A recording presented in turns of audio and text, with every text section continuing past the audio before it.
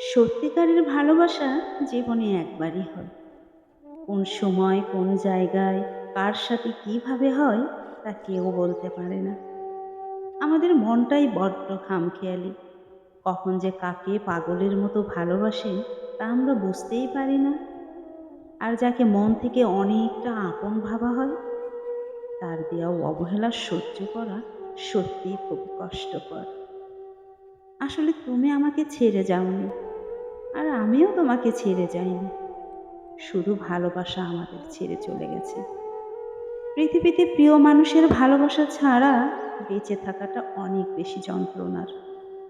তাই এমন কাউকে ভালোবেসো না যার কাছে প্রয়োজন ব্যতীত তোমার কোনো মূল্য নেই।